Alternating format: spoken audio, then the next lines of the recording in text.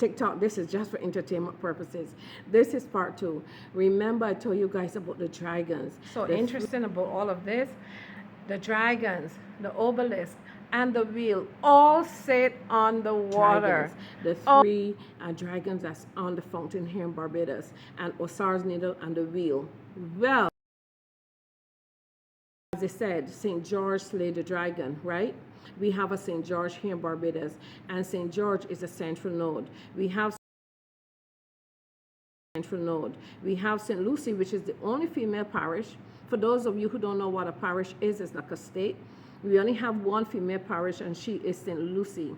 And St. Lucy is a north node. She's really uptown, not downtown. So St. Lucy to St. John to Christ Church, and Christ Church to St. Michael. St. Michael bridges the gap between church and state.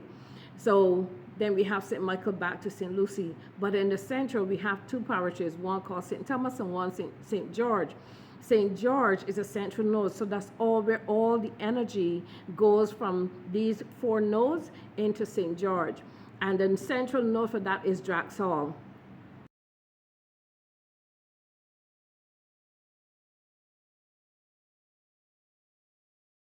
Drax Hall. You ready for this?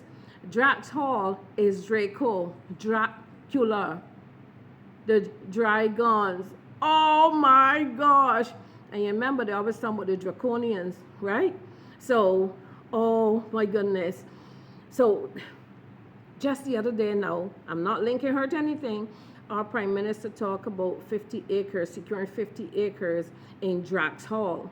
Was that a code? You know, in Bible, Gideon had to get 54 skins. And you know the men in stand up there, let him take them off.